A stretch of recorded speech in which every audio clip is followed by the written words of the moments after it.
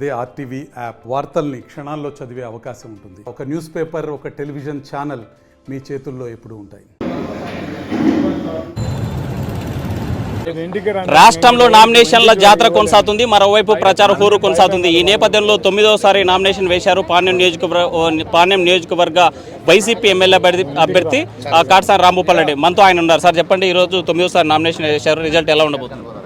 ఖచ్చితంగా ఈ పాణ్యం నియోజకవర్గం ప్రజలు నన్ను ఆదరిస్తారు, నన్ను గెలిపిస్తారనే ధైర్యం నాకుంది. నేను దాని గురించి పెద్దగా ఆలోచన చేయాలి. మా జగన్మోహన్ రెడ్డి పెట్టిన సంక్షేమ పథకాలే మమ్మల్ని గెలిపిస్తారనే ధైర్యం ఉంది. ఎన్ని కూటములైనా మమ్మల్ని ఏం చేసుకోలేవు. సింగల్గానే వస్తుంది తప్ప ఇంకొకటి రానేరాదు. మా జగన్మోహన్ రెడ్డి ధైర్యం, మాకు పార్టీ ధైర్యం, ఈ రాష్ట్ర ప్రజలు ఖచ్చితంగా మమ్మల్ని ఆదరిస్తారనే మాకు పూర్తి దృఢమైన విశ్వాసం. అందుకే ఖచ్చితంగా మేము గెలుస్తాం. అంటే సంక్షేమ పథకాలు మాత్రం ఇచ్చారు, అభివృద్ధి లేదని ప్రధాన కూటమి అభ్యర్థులు వ్యతిరేకించారు. వాళ్ళకు కళ్ళు ఉండి చూడగలిగితే మాట్లాడచ్చు. రోడ్లు చూస్తురామని చెప్పారు. పల్లెటూళ్ళల్లో డ్రింకింగ్ వాటరు, డ్రైనేజీ, సిమెంట్ రోడ్లు వేసినది.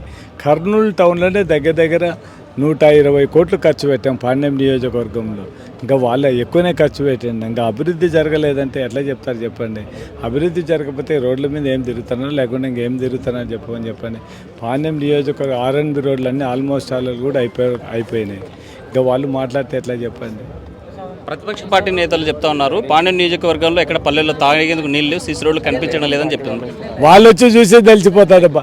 ప్రజలు చెప్పాలి. వాళ్ళు చెప్పేది ఏంటి? ఇంకా దాని గురించి లేదు, ఇంకేమో అవసరం లేదు. ఇప్పుడు దేవుడు వాళ్ళ దెబ్బకే చంద్రబాబు నాయుడు, లోకేష్ బాబు రోడ్లు పట్టుకొని తిరుగుతానే వానదేవుడు ప్రకృతి సహకరించక పోయిన సంవత్సరం వర్షాలు పడలే.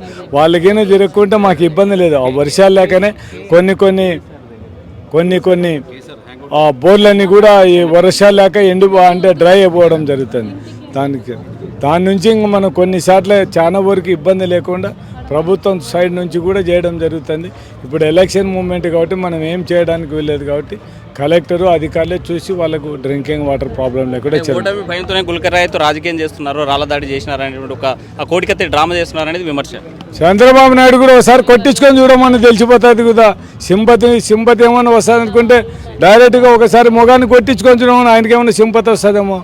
2004లో చూసినాం, చేయి కట్టుకొని మొత్తం సింపతి. ఈ రాష్ట్ర ప్రజలు ఎవరికి సింపతి ఇచ్చినారు చెప్పండి? ఇప్పుడు పొరపాటున కూడా ఎవడన్నా చేసుకునేవాడు ఈ విధంగా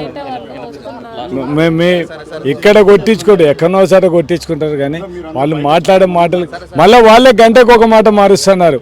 మేము అట్లా మార్చే ప్రసక్తి లేదు.